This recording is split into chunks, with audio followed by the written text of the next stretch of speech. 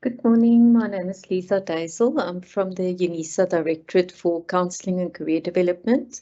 A very warm welcome to all of you who have joined us this morning. This morning we are joined by Mr. Ronnie Mulaudzi, and he'll be talking to us about virtual career fairs preparation. So our program for this morning, I'm doing the short introduction now, and then Mrs. Makanya, my colleague from the Directorate, will then introduce our speaker to us. Mr. Mulaudzi will then do his presentation. As you are listening to his presentation, please post any questions that you have in the Teams Q&A so that we can attend to those questions after the presentation or even during. And then we will end off the session with my other colleague, Mr. Bekim Zorbe, who will then do the thank you and end off the session for us. Thank you, Mrs. Makanya, for the introduction to our speaker. Thank you, Lisa. Good morning, ladies and gentlemen. It gives me pleasure and an honor to introduce our speaker for today. He has a corporate career spanning over 17 years across a number of sectors, including consulting, public sector, manufacturing, retail, and investments. He is an accomplished professional with over 7 years of executive experience as a chief operations officer in the investment sector.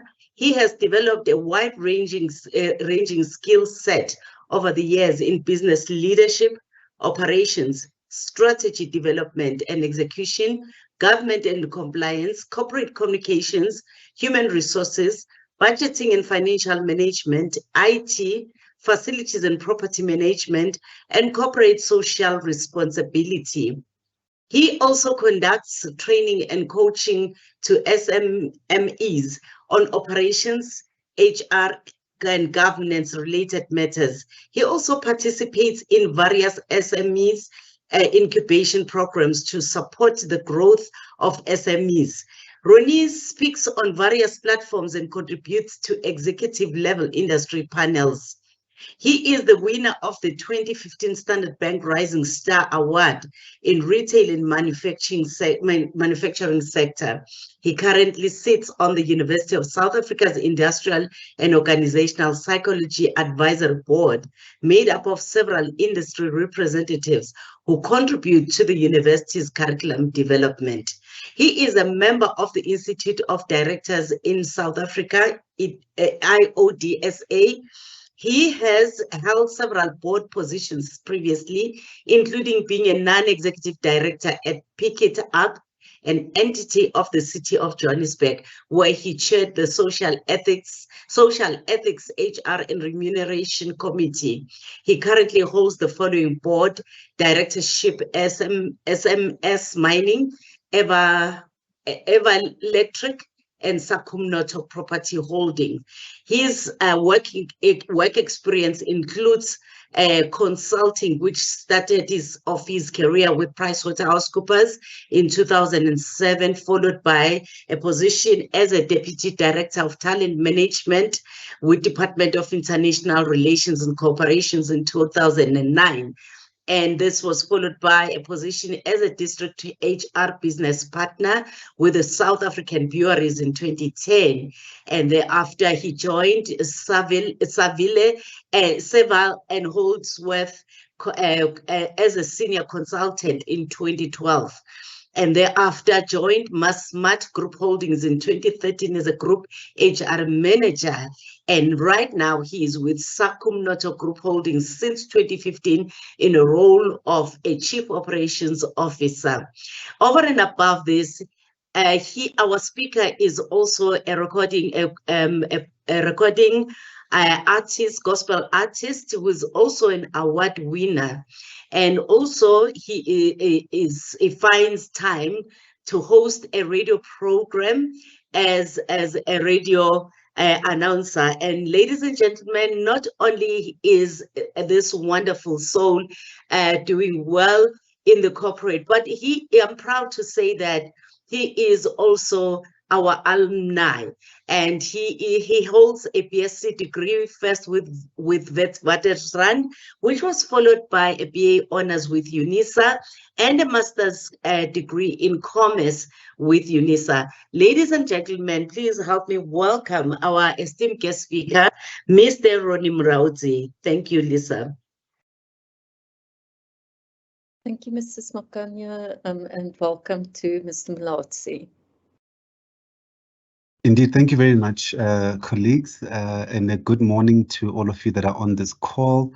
It is always such a great pleasure and an honor to be on this platform and to be afforded this opportunity to speak to UNISA students. As an alumni as well, I'm very proud to be part of the heritage of this really prestigious institution on our continent. So I'm very, very happy to be called again to speak to you and to talk really about a subject which I spent quite a bit of time in my career as a professional, supporting organizations to recruit graduates.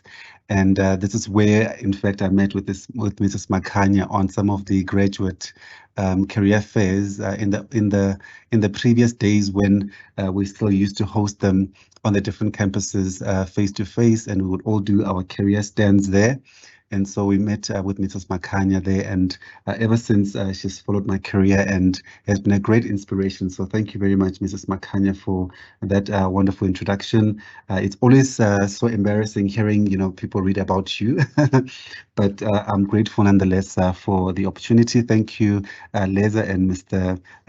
Bakey, for the opportunity to speak, and to the whole Directorate for Counseling and Careers Development at UNISA. I really do appreciate this opportunity. So today I thought, let me start by sharing a little bit about myself, just some background, because sometimes it helps to get a sense of who is talking to you, and possibly we can share similarities in our stories, because I think there's always something to learn from each other. My name is Ronnie Mulaudzi. I was born and raised in Limpopo in the dusty villages of Tsianda village, not far from what I think most people would know as Thohoyandou, which was once the capital city of Venda, which was a homeland in the olden days. But that's where I was born and bred and raised. Went to the village primary school from sub A to standard 2.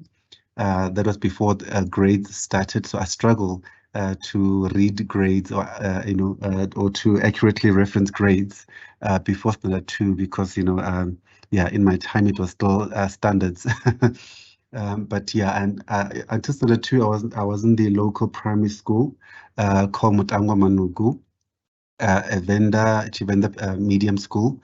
And my mother decided to move me from that school into a multiracial school in town. This was around 1994. I think if you remember, that was around the time that we had the first Black president, first election. And so multiracial schools kind of opened their doors for Black children to attend. Part of that generation that went to that school arrived there with not a single word of English. Trust me, not one word of English. English sounded to me like French, So what my kids now would call me, call Spanish when I speak in Chivenda, they don't quite get what Chivenda is, so they think that is speaking Spanish. So that's how English sounded to me when I got to Emmanuel Christian School in 1994. And I had to repeat standard 2, in fact, because I was not coping with the pace in class. And quite interestingly, how I then got to learn English, which was quite quick. I think in a few months' time, I was already quite proficient. Myself and another learner who was Tsonga speaking at that time were in the same class. And so you can imagine these vendors speaking a child coming from the village and a Tsonga speaking guy coming from Giyani, Malamlele at that time. And we could not speak Vernac to each other because he didn't understand Tshivenda and I didn't understand Tsonga. So the only language we could speak was English, and he was more proficient because he came from a much more affluent area. And that's how then I learned English. In a few months' time, I was proficient, and he became my friend even up until today. We're still very, very good friends. And that's how you know, my story in education begins. And leading up to all the way until I finished matric, I was in the same school until I finished matric and joined, you know, the University of Witwatersrand in 2003 and finished my undergrad and started working at PwC in 2007. And quite interestingly, when I joined PwC, they had come on campus at Wits for a career fair. I wasn't really aware that there was a careers fair happening at that time. A friend of mine, you know, after lectures during lunchtime said to me, look, let's just go to the main hall and see what's happening. You know, she saw a number of companies there and they're giving, you know, freebies and giveaways. And so we might be able to get something. And so off we go. And at that time, I think there were quite a number of audit firms that were recruiting for graduates, and PwC happened to be one of them. And because it was, you know, 2003, 2004, 2005, technology wasn't really at, you know, at its at the level that it is now. And so they had literally, you know, physical forms for us to fill in. So I took some time, filled in the forms, spoke to the representatives, and I thought, okay, this is an interesting company. Didn't really know what they were all about, but I thought, okay, these people are nice. They were quite friendly and very keen to speak to, you know, final year and second year students. And so I filled in the form, and I think I probably even forgot about it. This was in 2006. Funny enough, the other company that also I tried was Unilever. Went through a whole process with them. They flew us to Durban, my first time flying ever in 2006. Flew us to Durban, booked us in at the Hilton. It was really, really a very prestigious, you know, process, and enjoyed all of that. And PwC were the first ones to revert back to me and offer me a graduate trainee role. And I thought, okay, this is actually a good opportunity, and I can stay in Johannesburg, not too far from home, and I don't have to be in a different province altogether. You know, start life afresh, essentially. So that's how I then start my journey with PwC. But interestingly, so when PwC called me back, the HR professional or officer says to me, "Oh, by the way, we actually picked up your application because yours was one of them." Was one of the application forms that was the most neat when you fold it in. So we really wanted to actually meet the guy behind the beautiful handwriting and the neat application. And I thought to myself, I didn't even actually pay attention to that, but just me, you know, filling in that form properly, thoroughly, and taking my time to do it in a, you know, in a way that represented, you know, myself, and it was neat and presentable. Got my foot in the door, literally. I mean, they had thousands and thousands of applications, as normally you would do as a graduate employer. And these are manual forms. So you can imagine them going through a pile, and some of them are not completely filled in, and then they get to mine, and then it's a neat handwriting, and they see, okay, properly filled in, and that's how literally they wanted to meet me. And of course, the rest is history, because I went there for an interview.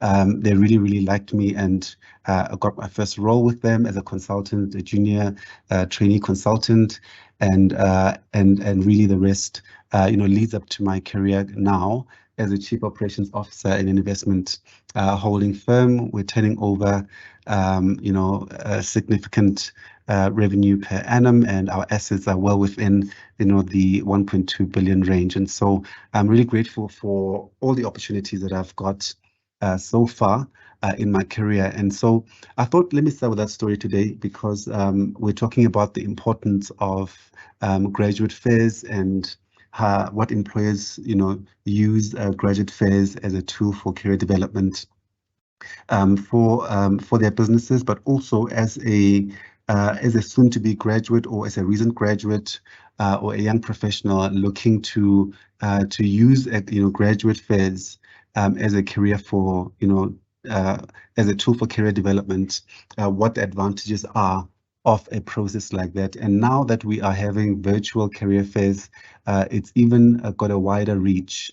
The other day, I had a conversation with the MD of SAGEA, which is the South African Graduate Employers Association. So Kathy Sims, and she was saying she's actually in a way happy that COVID happened and that graduate fairs have become now virtual because they are really able to reach across border, across boundary, and employers are getting a much wider pool of graduates. And as we were talking earlier with the colleagues from the careers unit at UNISA, that's afforded a lot of students the opportunity to attend graduate fairs from all around the country, different employers, without having to spend a lot on traveling and other costs that are related to finding employment in this very, very tough labor market. So it's quite important for us to recognize the importance, of graduate fairs. And so what are graduate fairs and what is their purpose? As I indicated, mostly hosted by universities or other institutions of higher learning. Most universities will have on their campuses a careers unit, which, as employers we work with in order for us to reach, graduates. Sometimes we will send the institutions our criteria, we'll send them our demand plans, which will tell them we're looking for graduates in these fields of study. We're looking for a GPA of this percent in order for us to shortlist the graduates and all other kind of criteria. And so they assist us in reaching the right talent at graduate entry level.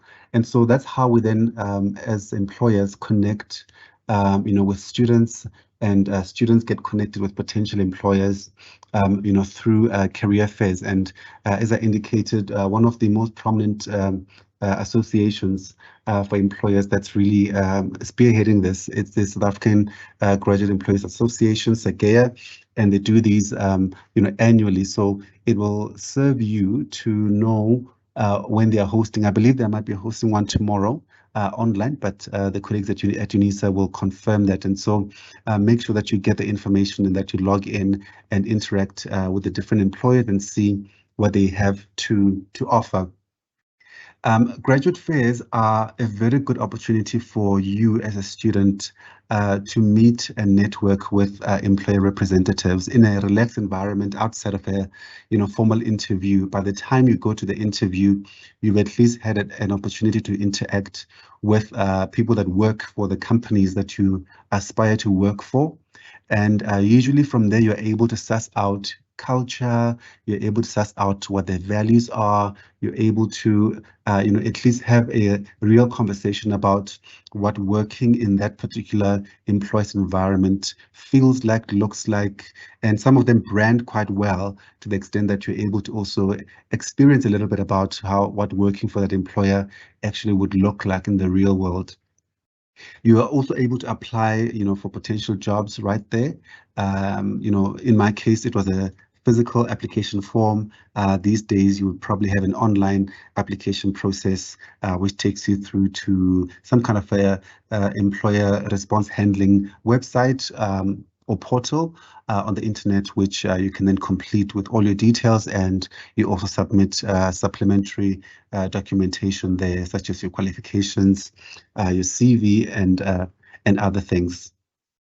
You're also able to have a view of what employers are looking for and what opportunities are available in the different industries and the different sectors.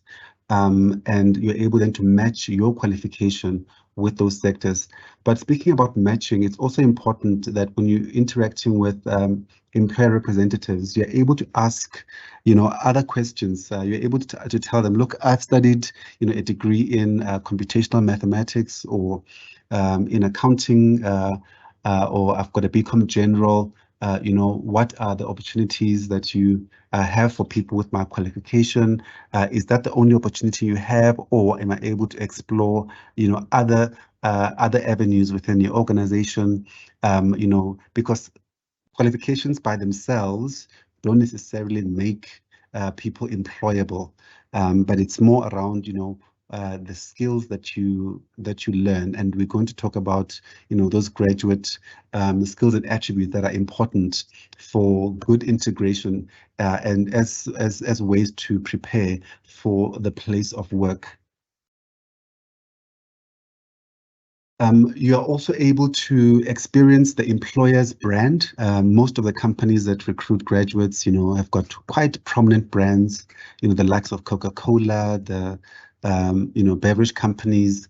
You also have a lot of companies in the banking sector, insurance sector, manufacturing and retail, etc., that look for graduates. And so you get a bit of a taste of the organizational culture and values. What is career development?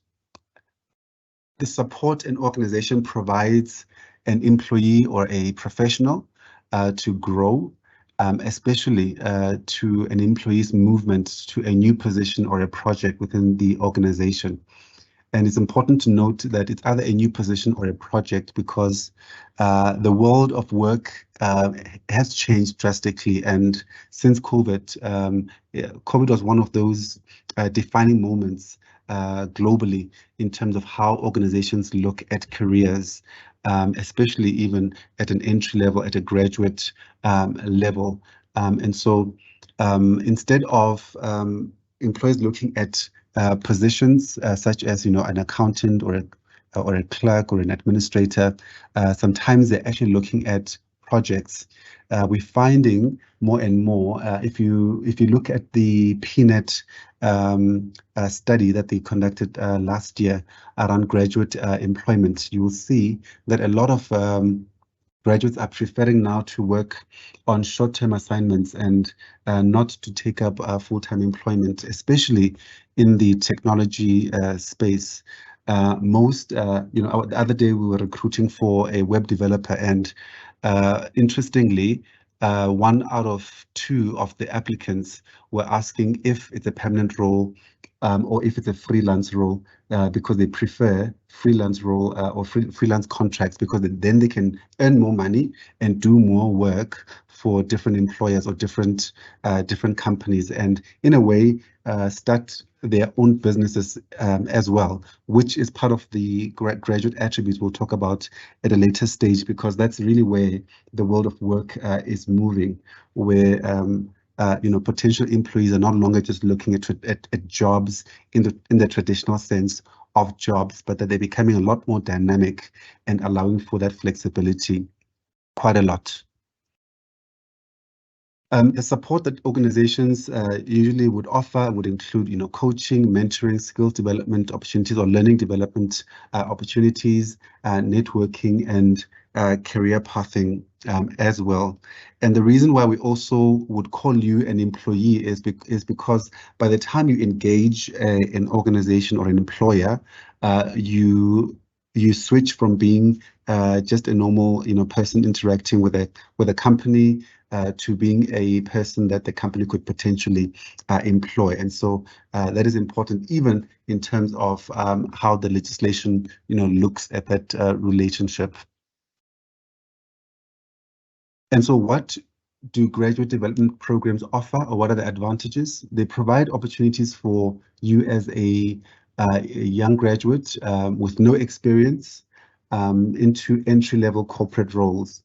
But what's also important to remember here is that as much as at a graduate entry level, employers are not looking for experience, and it's not really that important.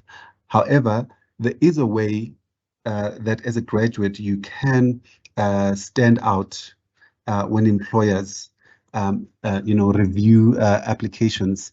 When I used to still head up graduate programs for Massmart, which is in retail, and SA Breweries, I remember we used to get upwards of 3,000 applications. and we would sometimes have only 20 roles that we are offering for that particular year, depending on budget. Sometimes 60 and maximum 100 roles that we had available, but yet you've got thousands and thousands of graduates applying for these roles. And so as a graduate, what makes you stand out as a potential employee for that organization? And I think that's important for us to note. And we discussed this as well in the event last week that was hosted by UNISA, which was, by the way, a brilliant event. If you can get yourselves a recording of that event from last week, it will really serve you quite well. We had brilliant speakers there that added quite a lot of value, I think, to our process of job seeking and making ourselves ready for the world of work. And so one of the things I think that is important in getting yourself as a graduate to stand out amongst the thousands and thousands of applicants, it's making sure that you can cite on your CV a number of leadership roles, even if you volunteered for an NGO or volunteered, in your old school. I remember one of the graduates that we hired 2 years ago had actually volunteered as to be an administrator for a school principal in her neighborhood, and that's what really set her apart, from other admin graduates that we were looking to employ. So all of those experiences are quite important and should never be taken for granted. So find time to volunteer, find time to work on a project, approach your local church, your local youth club, whatever the case is. Find yourself in a position where you can gather outside of your educational qualifications and technical qualifications, where you can actually gather some experience in working in an organization, working in teams, working with others, reporting work, working in on deadlines and those kinds of things. So that often helps with building up your proficiency and preparing you for the world of work. And as much as we, with graduate programs, we're not looking for experience, but those different types of initiatives that you take tell us a lot about the kind of individual that you are, and your desire for growth, and your desire to learn, and desire to find yourself in productive environments. Usually, graduate programs are training programs and supported by a number of training opportunities. I know at MassMart we used to work with Gibbs and a retail academy to provide both supplementary, retail technical competencies, as well as supplementing some of the academic knowledge with more practical, business-related training. And they would range, from 12 to 24 months, depending on what the outcome is. Most graduate programs are usually fast-tracking programs into managerial or supervisory roles within the business. And so most graduate training programs will be absorbed into permanent roles that are building that management level within the organization.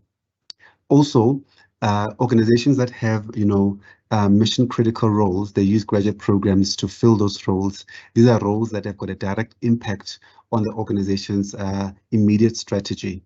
But also you find that employers are trying to address the issue of scarce skills in the job market. So where that particular skill is difficult to find, or there aren't as many graduates in that area of competency, you find that employers would use a graduate program to find those skills. As an example of that would be in the insurance or financial services sector.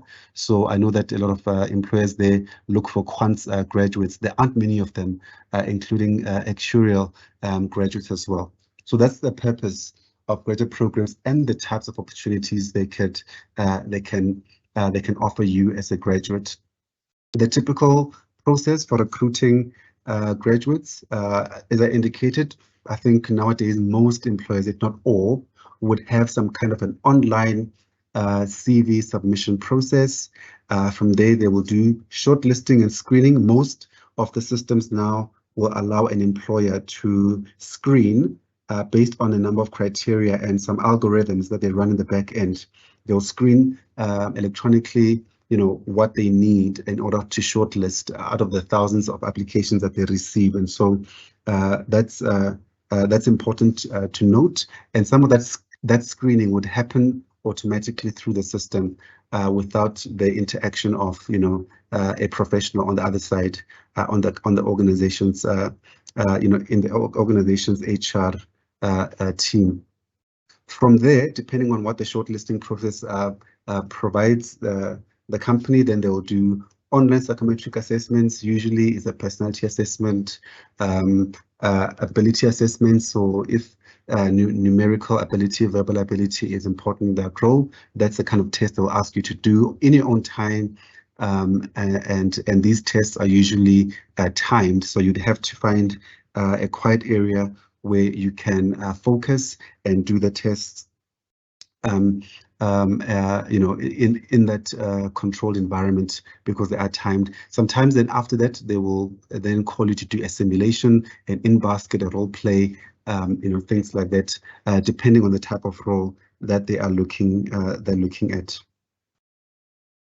From there, once the company has some information, to use to filter from the thousands of applicants to a shortlist, then they will do a first interview. And if you are successful in that first interview, then have a second round or a final interview, depending on who your potential reporting manager is going to be. And then from there, they'll do background checks, verify your qualifications, do some character references, check a criminal record, and also check credit.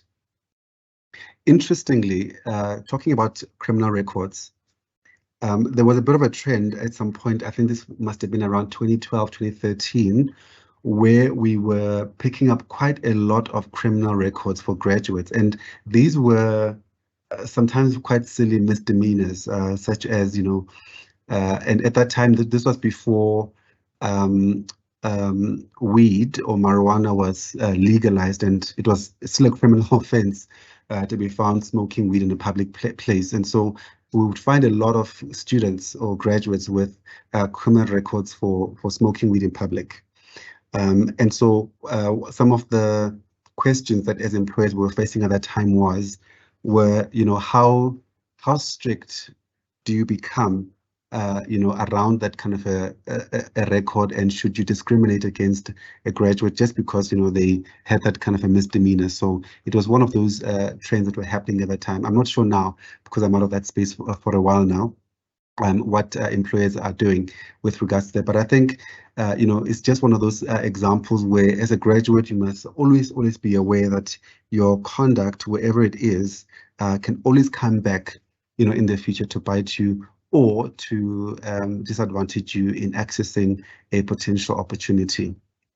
Credit checks, also an interesting one there, and in financial services and banking, it's quite an important one for them to look at, because for some, whether or not you're listed, on the credit bureau, and you've got or you've got a negative judgment against your name, would be an indication of whether or not that could compromise potentially your integrity or, prevent you from doing your job as it's required in those highly regulated environments. But even with regards to that, we know that since COVID, quite a number of employees, especially young professionals, have found themselves, being retrenched, and so sometimes not being able to meet their financial obligations, and then ending up on ITC blacklisted, or having a bad judgment against their credit. And so we're also looking at some of these processes objectively, and look at the environment and seeing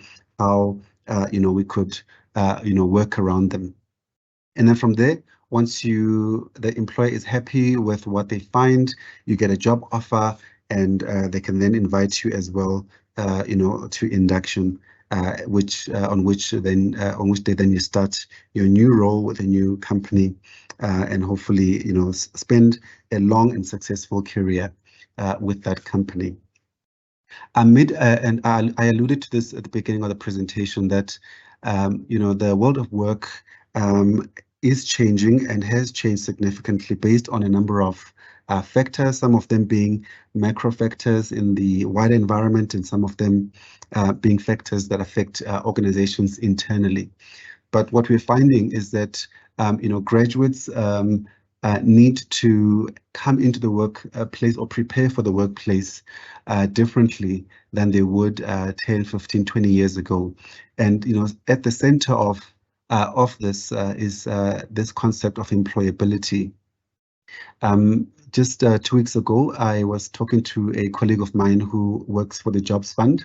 Those of you who know the Jobs Fund, it's a R1 billion fund which the government set up to assist in creating jobs in a very, very higher unemployment environment. And one of the concepts they also, when you apply for funding there, either to train graduates or to provide some kind of a job opportunity for graduates, is that they look at employability as a factor to consider when they are funding any project or initiative that could potentially lead to the employment of unemployed youth in the country. And we'll talk about what employability is, because it's a perception of that graduates have about themselves and their ability to acquire employment or to remain employed in a highly volatile economy. But what we do know is that there are essential graduate skills and attributes that graduates need to be aware of and make sure that as they're engaging in various academic, various technical training or learning opportunities, they should also be aware of in developing so that they are ready for the work environment. We all know that the current economy is very much a knowledge economy and has moved drastically from the times of the first industrial revolution up until where we are in the fourth industrial revolution. And so it's important to know what kind of skills employers are looking for so that we can match those with what graduates are studying, with what graduates are developing as core competencies when they leave the academic institutions. Legislation, always very, very important. And last week when I was having the discussion in the Young Professionals event, we spoke about legislation as well, and we know the impact that legislation is having on the world of work. As an example, I think there are new employment equity regulations which have been recently promulgated and signed off, and so different employers, grappling with what the implications of those are from a talent acquisition, talent sourcing point of view, and how that aligns then to business strategy, revenue, and all of those things that are important for us to run successful and sustainable businesses in the country. It's a volatile economy. A lot of companies resizing, reskilling their staff, repurposing their staff, restructuring. We also just had a restructure where I work, and unfortunately, I had to retrench around 32 employees. And so, as one of the other speakers spoke about last week, it's getting more and more important, understanding what your employability matrix or scale is, so that you also have an appreciation of, should my employer in this volatile economy go through a restructure, what are my chances of retaining my employment? Do I have a broad enough set of skills that I can offer outside of my area of specialization or my area of study? And I'll go through this quite quickly. We've spoken about this, the nature of careers in the 21st century place of work. Very different how employees and especially graduates are contracting psychologically with organizations. We're seeing quite a high flexibility rate and a need for us to talk about employability and the implications of that for employment of graduates and graduate trainees. And it doesn't help that, we had COVID-19 and all of us were forced to work from home for quite a long time, for a few months, probably like 8 to 10 months in 2022. And so the implication, when it was 2020, 2021. And so the implications of that have been quite drastic, because most employers now support a hybrid, working model for employees. We now know that employees can work successfully without needing to monitor or clock in on a day-to-day basis. Most of the colleagues that we have, we know, would work, 2 days in the office and 3 days work from home. And so we see, that the nature of career is also changing. You'll find that a number of international organizations also are employing a lot of people to work for them across borders, because the virtual working has become such an integral part of how we do business now, that we've had to reskill and have to continuously upskill people to cope in this new environment. And so what is employability? Similar to a personality test, it is a self-perception tool that we use to measure, how employable one thinks they are. And you can see here that the confidence levels would be determined by a number of factors, depending on what a person themselves are developing, what graduate attributes or skills they're developing on a continuous basis to make sure that they are ahead of their peers all the time. And so employability is the extent to which individuals may obtain and retain employment by evaluating their own skills, their own abilities in relation to how any potential employer or organization may respond to them as an individual with those varying or distinct characteristics and attributes. So if I were to look at myself, the question I should ask myself is, if an organization puts out a role as a graduate that I would be interested in, what level of confidence in my own skills, in my own abilities, in what I have in my toolbox, what level of confidence do I have in that this organization will respond to me positively in a way that lands me that opportunity? And that is your employability measure.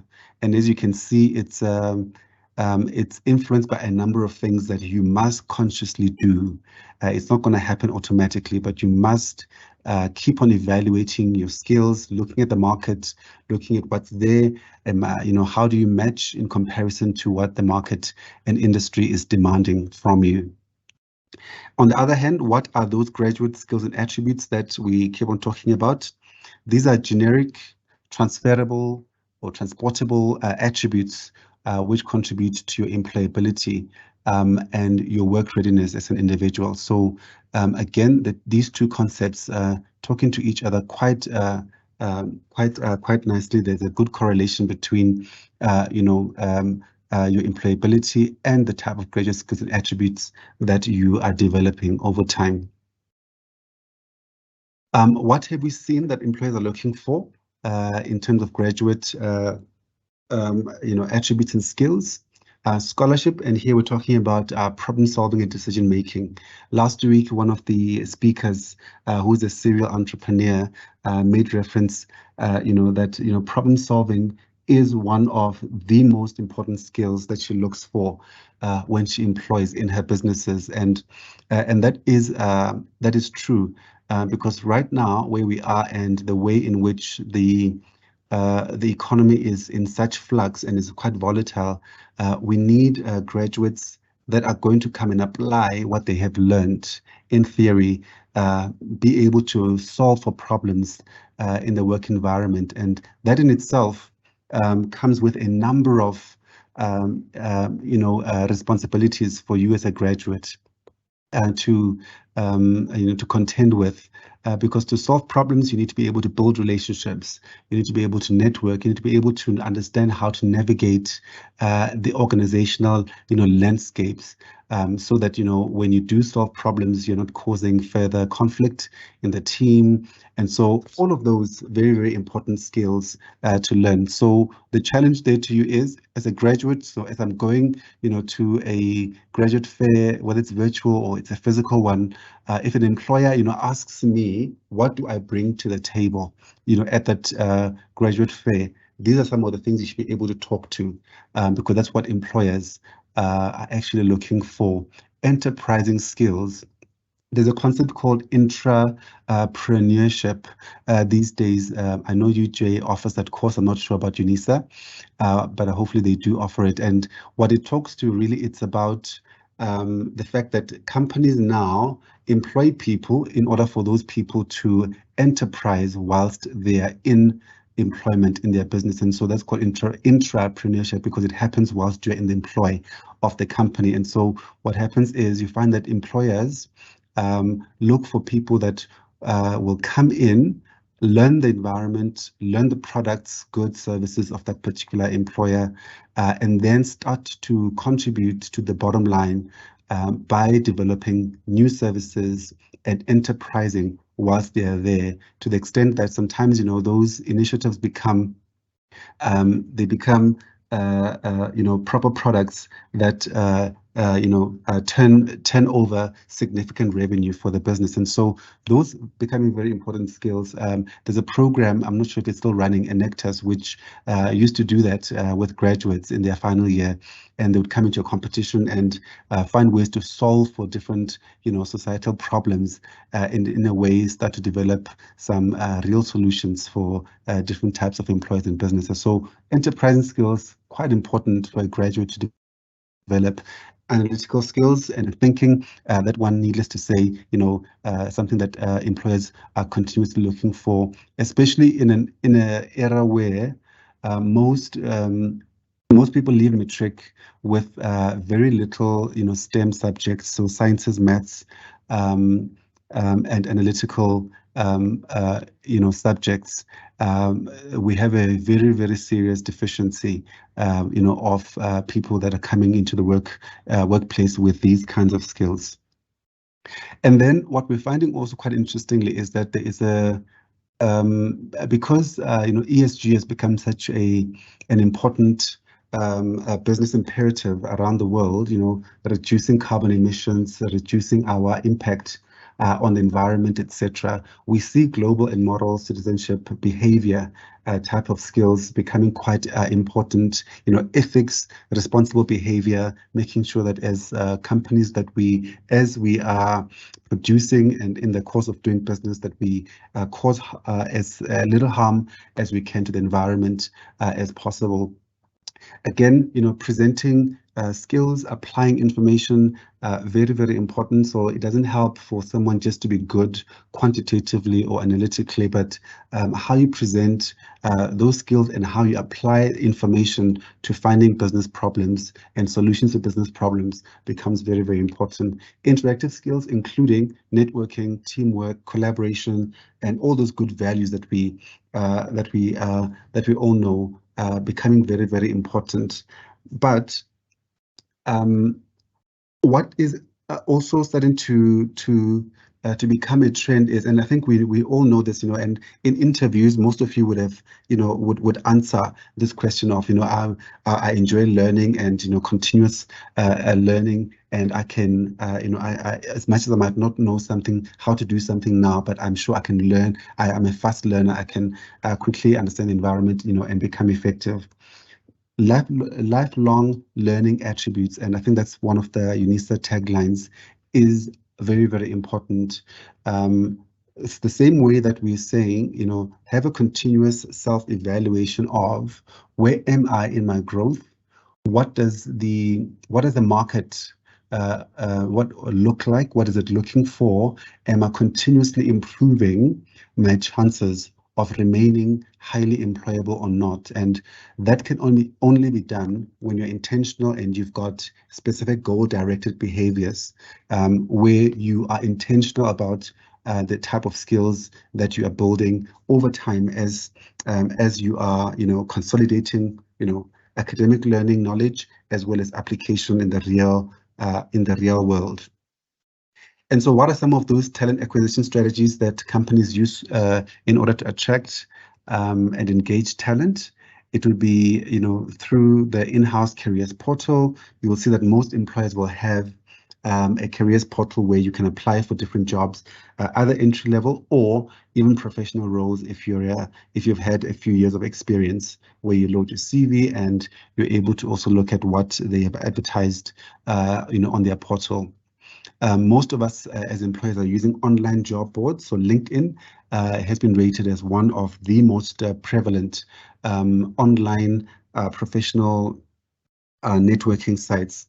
And maybe just one thing to mention about LinkedIn, it is a very, very important social media tool to use as a graduate. And we've seen a number of graduates not use LinkedIn effectively. LinkedIn is not the same as Facebook. It's not the same as Instagram. It's not the same as WhatsApp.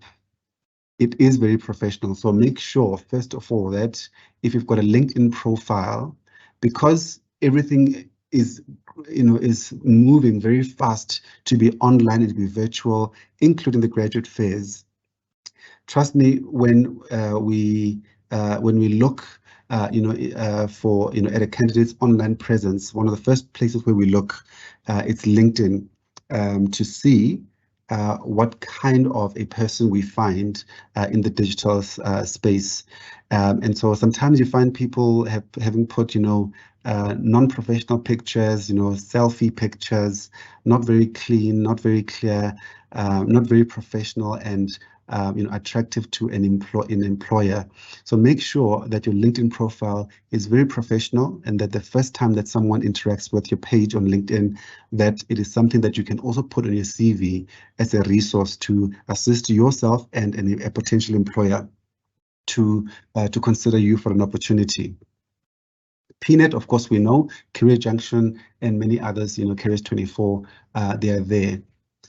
Sometimes companies will use a headhunter or an agency to assist, depending on how scarce skills are in the labor market for that particular role. But also sometimes we rely on word of mouth through our own employees, to recommend potential employees, even at a graduate level, because there's that saying that says, we know you from the company that you keep. So if we find a graduate who is really great, we want to know who their friends are, because potentially those friends could also become employees, the same way that that person has become an employee and a success in the company. More and more, we are seeing mostly public sector institutions remaining in the print media space, advertising their roles in newspapers, etc. Back in the day, we used to have a lot of graduate employers taking advantage of career magazines, and we had a number of those that would advertise specifically for graduates and print for graduates. And so, but this kind of practice is dying out quite fast because everything has become digital. Where are the different points of entry that you should be looking at in how you approach the labor market or a potential employer? Entry level, we've been speaking mostly about entry level at this stage. Learnerships, internships, apprenticeships, graduate development programs. These are some of the areas that you would consider to enter the world of work through a graduate fair. And so that these are the kind of opportunities that they would have available, as you attend those graduate fairs. And so be sure what type of learning opportunity you would like as your entry point into the world of work. And then from there, we start to get into junior to middle management. After you've accumulated a few years of experience, then middle to senior management, and then executive level. We started with this one, so I will skip that one. I think this is probably my second last slide, and then we'll do a Q&A, and I'm happy to have a discussion with all of you after here. What I thought I will capture here is because everything is moving to a digital space and online and virtual, most likely your interactions with a potential employer is going to be online, and it's important that you observe really good and professional online etiquette. The job search process now, has become quite different, and so how we view you and your digital presence and how you present yourself on any digital platform becomes an important part of whether or not you're going to be successful in clinching that potential employment opportunity. Most employers are using cloud-based computing systems to enable us to work remotely. MS Teams. Currently, we're doing this session on MS Teams. Some employers are using Zoom, Google Meet, etc., in order to interact with potential, employees and talent in the market. Whatever interaction a potential employer asks of you, make sure that you treat it as a formal process. Never ever take a virtual interaction with an employer casually. And what does that mean? So an employer potentially says, we would like to have a conversation with you on Teams on this day, on this date and time. And then you don't prepare yourself for that interaction, and you are walking around on campus, or you are walking around the mall and they're trying to talk to you and there is background noise, etc. Please make sure that any interaction that you do virtually with an employer, that you treat it as a formal process. Find yourself a professional background environment. Nowadays, you can book, a room somewhere, a boardroom, or in these WeWork offices. They offer literally office space for just about anyone. And so book yourself one of those. Make sure that you're presentable, that you are neat, and that you'll be able to have a decent conversation with a potential employer. Secondly, I know that most of the cities around South Africa have got free Wi-Fi, but it's not always the most reliable. So make sure that wherever you are, you've got a reliable Wi-Fi connection. There's nothing more frustrating than trying to have a virtual meeting or interaction with a candidate, and their Wi-Fi connectivity is bad. So make sure that you've got Wi-Fi connectivity. If you need to ask someone for data, rather be on a data network, so that you've got a reliable connectivity or connection until the end of the meeting. Acknowledge everyone that's on the call and thank them for their time, and make sure that you prepare for that interaction the same way that you would prepare for a face-to-face interview if you were to go and meet the potential employer at your offices. And that's about it from me, Mrs. Makhanya and the team. Thank you very much for the time. I'm very keen to hear if there are any questions from our audience today. If anyone would like to get in touch with me, ask for any career advice, I'm available on that contact information on the bottom there. Thank you very much. Ronnie, thank you very much. A lot of informative, a lot of information that you shared with us. There were a couple of questions that we could look at. So let me start at the beginning. Sophie is asking, what would be some questions I could consider asking recruiters? So it's always an interesting question. So what should I ask?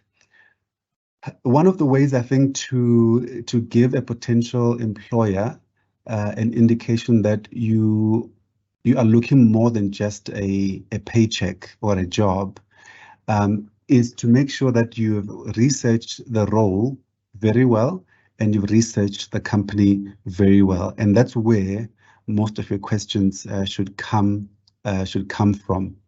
So ask questions that are going to give the potential recruiter that you have read the job spec or the job profile or the advert. You know what competencies, what skills they're looking for. You know the kind of company it is, the sector that it's operating in, the challenges in the sector. It's always good for the company to know that you are keeping abreast of what's happening, in their space. So that's where really most of your questions should come from. So if you research the role quite well and the company, you should have enough to ask the recruiter, but gives them a good sense that you have a good grasp on the role they've advertised and also themselves as a company. I hope that helps. Thank you, Ronnie. So what you're also saying is that it's very important to do the research, but the reason why you're asking questions is to actually show that you are truly interested in opportunities and you're also truly interested in this specific organization. Okay, so the next question, you did mention, some of the platforms where one could look for opportunities, but maybe just as a reminder for Khomotso, who asked, where can I find information for graduate opportunities in addition to the Virtual Grad Expo? Oh, sorry, Lisa, do you mind just repeating that? I broke off on my side for a second. No problem. I was saying that you did mention some platforms that we can take a look at or find graduate opportunities, but maybe just as a reminder for Khomotso, who asked, where can I find information for graduate opportunities in addition to the Virtual Grad Expo? Okay, yes. Usually it would be also on the company websites of the potential graduate employers. I've just had load shedding, Lisa, so you let me know if you can still hear me. We can hear you. Thank you, Ronnie. Oh, okay.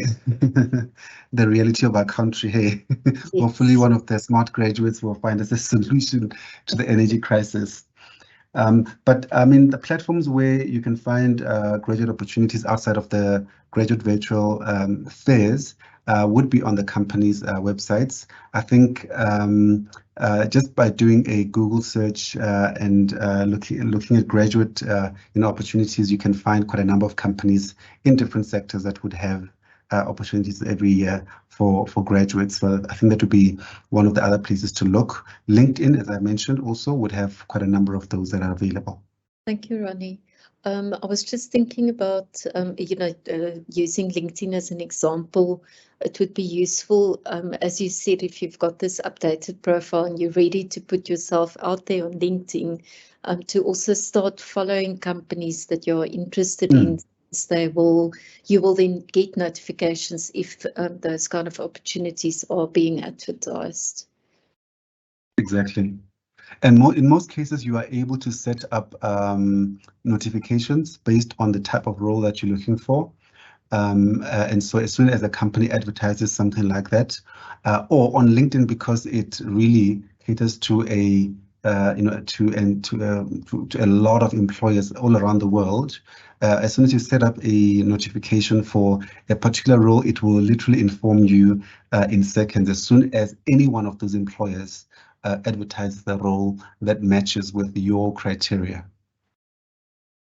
Thank you. So our next question is from Kaylee. She's asking, are there normally age limits on graduate program candidates? Sometimes there are, depending on the type of graduate program. So as an example, I do know that some of the employers will say that their graduate program is trying to, it's based on the employment equity plan, they're looking for youth. And so the legislated cutoff age for youth would be 35. And so if you are anywhere above 35, then they wouldn't be able to consider you for that. And it's often quite, complicated because then they have to also look at, their B scorecard and how they get rated and what kind of points they can get from employing youth in the business. And unfortunately, it is linked, to age, and it is legislated. So that's one of the areas or ways in which then age can have a cutoff point in graduate programs. But other than that, most graduate programs should consider quite a wide variety of graduates. Sometimes we're looking for postgraduates or postgraduate candidates for roles because we would like, more of a research mindset. It just depends on really what the company's demand plan looks like. Thank you, Ronnie. Linked to that, I also have a question. A student didn't ask it, but it's my question. So, sometimes you would see that they would require, you spoke about a GPA, so the graduate point, or I can't remember what it stands for, but they say, let's say, for example, above 65% average or something like that. I was just wondering, if you do see such requirements in a position, would it still be worth your while to apply, even if you may not, necessarily meet that requirement? Oh, that's an interesting question, Lisa. Yeah. So as I indicated, in most cases, the GPA is used as a filtering mechanism because the employers are really dealing with thousands and thousands of applicants, and so at some point you need to find a way to get to a reasonable, filtering process. In some cases, the employers will be quite strict about the GPA being 65 and above, and the system might not even allow you to apply if your GPA is below 65. And it doesn't help to lie, by the way, because they're still going to ask you for your transcripts. And so if you are dishonest in the application process, you can just imagine the implications thereof later on down the line. In some cases, they don't. They're not as strict, and so you can still apply with a GPA below 65.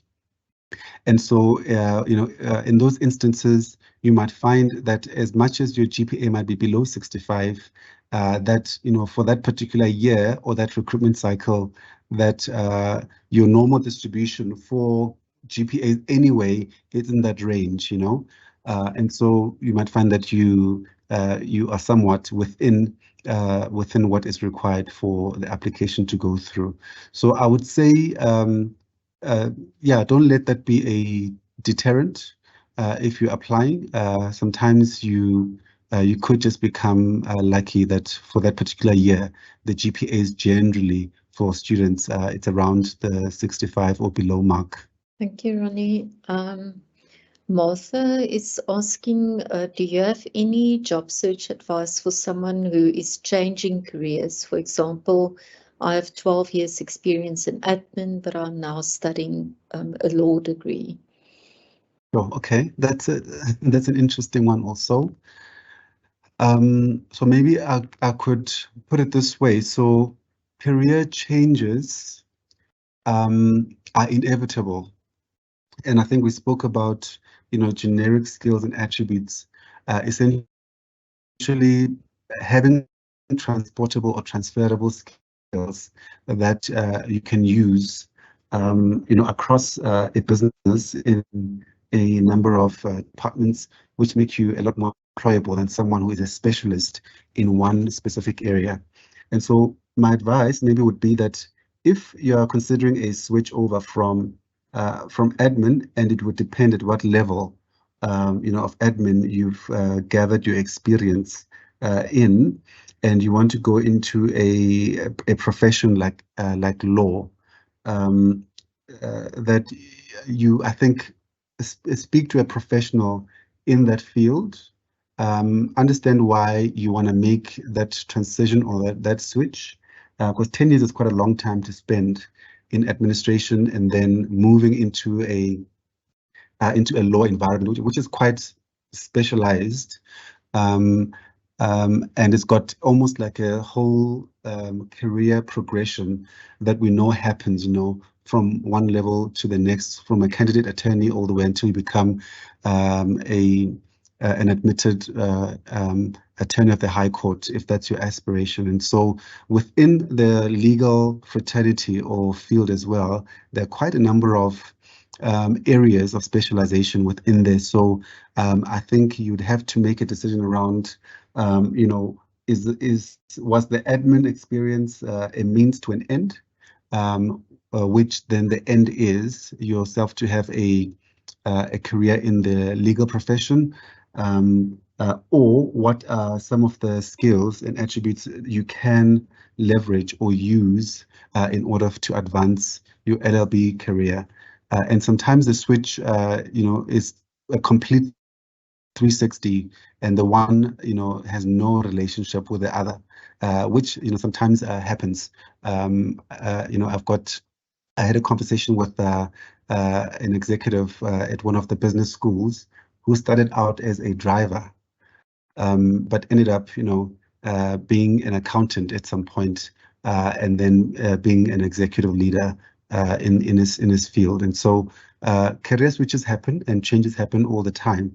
I think you just need to have a story that weaves everything together with a golden thread and understanding of why you're making this one step and that this one move to the next, etc., and why you're doing it. Thank you, Ronnie. I appreciate that you mentioned, talking to people in the industry. So I'm not sure if you will agree with me that it is even maybe more important for people who are changing careers or wanting to make changes to have start building a very strong network in the industry or the field that they're focusing on. Yeah.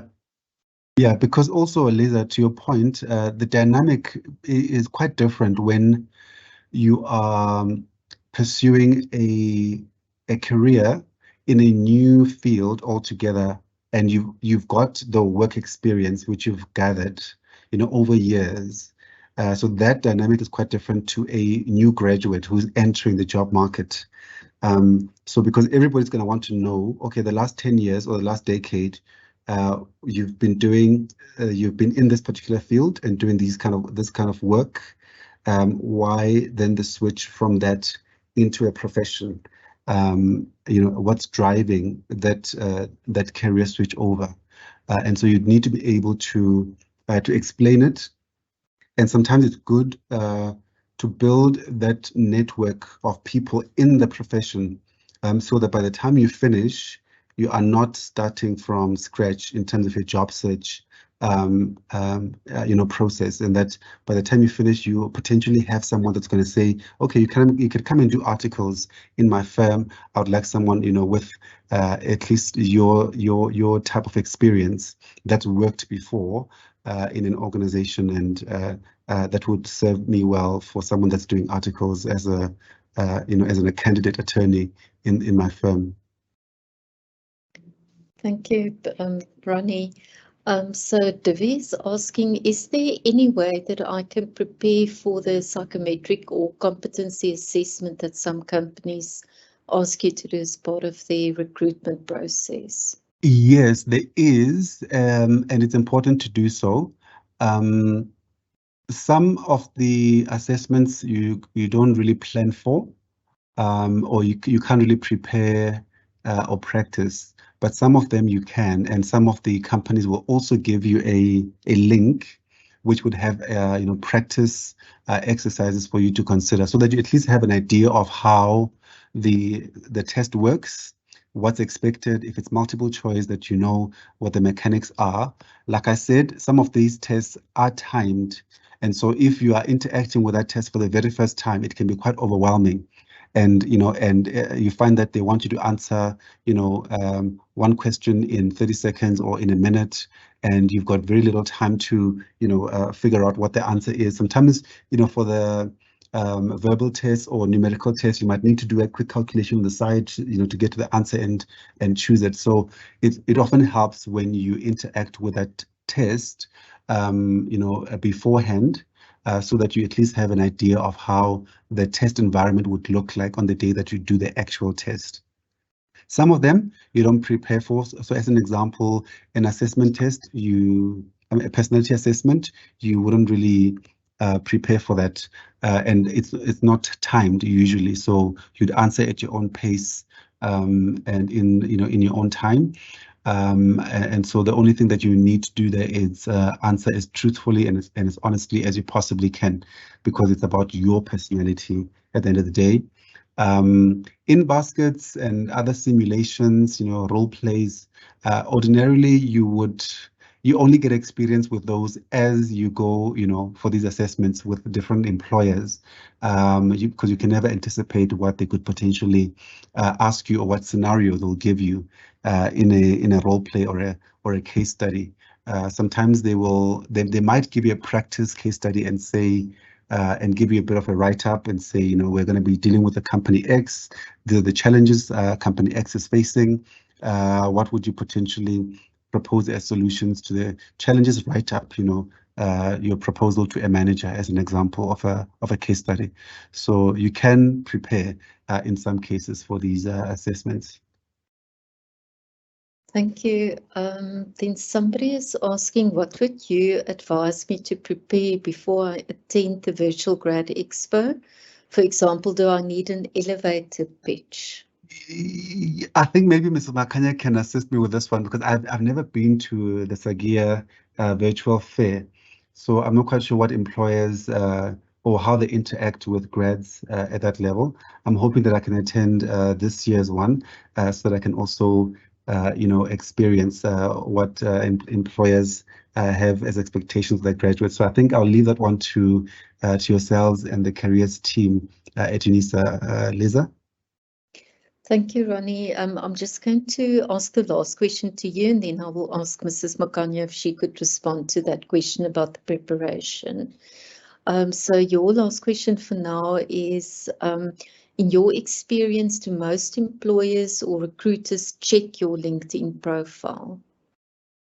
Yes, it's a resounding yes, 110%.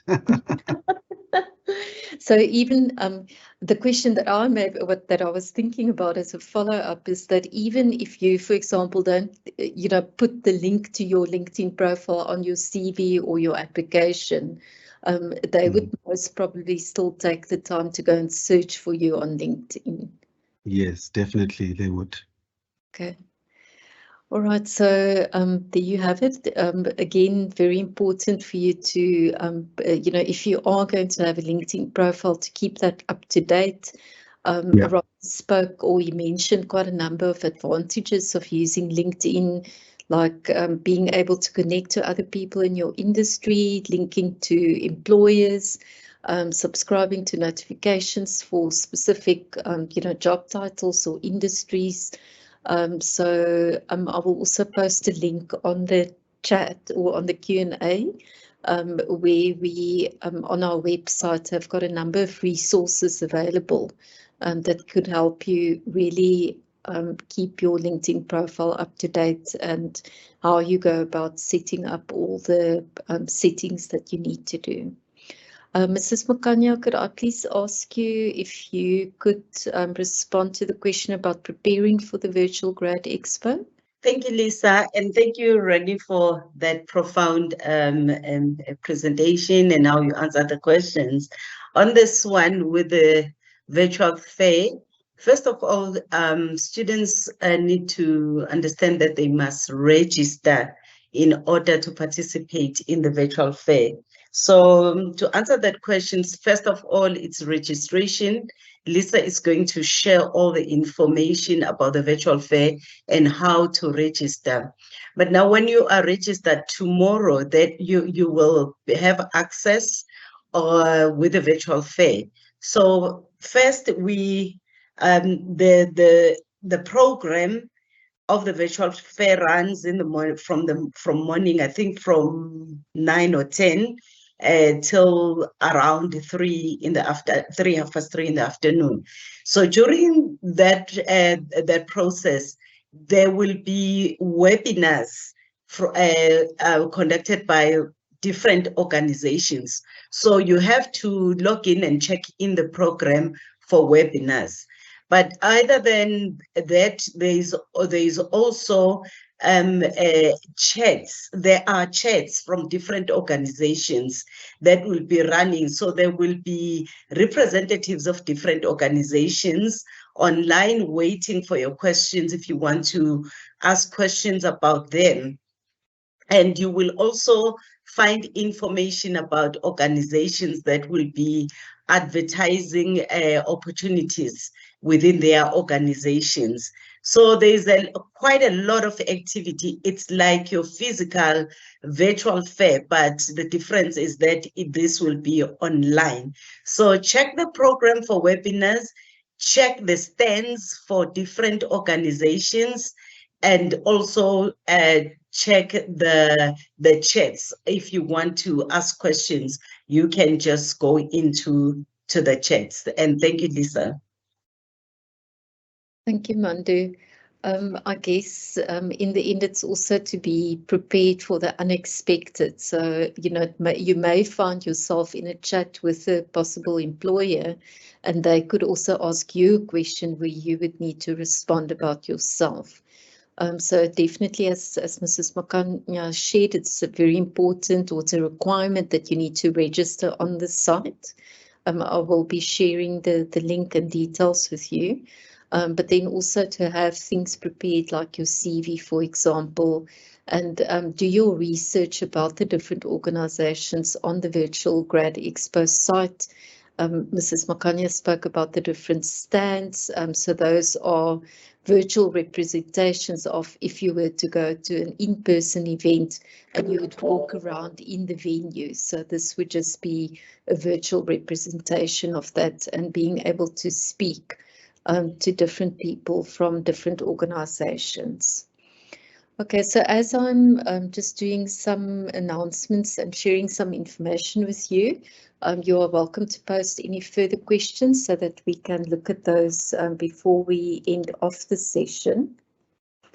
So coming to the Virtual Grad Expo, we spoke about going to register on the site. So the link to the Virtual Grad Expo is there on your screen. You can register on the site at any time, but importantly on the 27th of July, which is tomorrow, and then again on the 17th of August. Those are the dates that the live events will take place. And as we have alluded to, it's important that you register, you complete your profile as full as possible. And then during the Virtual Grad Expo events tomorrow and on the 17th of August, you would then have those opportunities to attend the webinars, as well as read more about the companies and engage with them via chat. Then for further career events, we are planning a couple more for July, August and beginning of September. So please regularly check on the My UNISA events calendar for further events such as this one. All of these events are recorded and the recordings are available on our YouTube channel that I will also share with you. Then, if you don't know about this book already, the Grad Next book is quite comprehensive. It will really help you to understand the different aspects that you need to prepare in order to start looking for jobs or continue looking for jobs. There's also information about preparing for interviews, personal branding, networking, which we spoke about this morning, writing your CV and cover letters. And you can download that book from the link also on your screen now. And then from our side, we would really love to hear from you. So if you have any feedback, suggestions or questions, you are welcome to send those to Mrs. Mandu Makanya, and her email address is there on the screen. You are also welcome to contact us if you would want to have conversations with our counsellors about your career development, but then also about your linked academic development and personal development. So our email address is counselling@unisa.ac.za. You can also book an online appointment with one of our counsellors on Microsoft Teams with the link that I've also shared there with you. We also have counsellors available at the different UNISA regional offices. You're welcome to contact them if you would prefer to have a face-to-face session.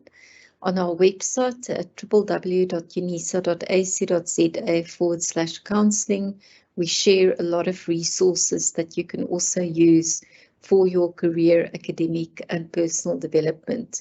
And then, as I mentioned, on our YouTube channel at youtube.com/UNISA Careers, we publish the recordings of all of these workshops on our channel. So please also take a look at what has already happened this year and last year, and what will also be upcoming. So from my side, that's it. I just want to check if there are any last questions. I don't see at the moment, so I will now ask my colleague Becky Mzobe to end off the session for us. Thank you, Becky. Thank you so much, Lisa, and good day, everyone. I take this opportunity on behalf of my colleagues and the entire Directorate for Counseling and Career Development at UNISA to say thank you to our guest speaker, Mr. Ronnie Mulaudzi, for painting a clear picture of what a Virtual Careers Fair is all about, and also talking about the world of work in general. And further explaining the purpose of Careers Fair, what would one expect if attend Virtual Grad Expo, and the benefits of attending the Virtual Grad Expo. Thank you, Mr. Mulaudzi, for also sharing your story. It is truly inspiring. I think it summed up everything. I hope students learn something from it. Thank you so much, Mr. Mulaudzi. As a Directorate for Counseling and Career Development at UNISA, we greatly appreciate your contribution to empower students. Thank you. Lisa? Thank you, colleagues, and thank you to all of you who made the time to attend. We hope to see you at future sessions, and hopefully definitely be able to see you at the Virtual Grad Expo tomorrow. Thank you very much and have a good day further.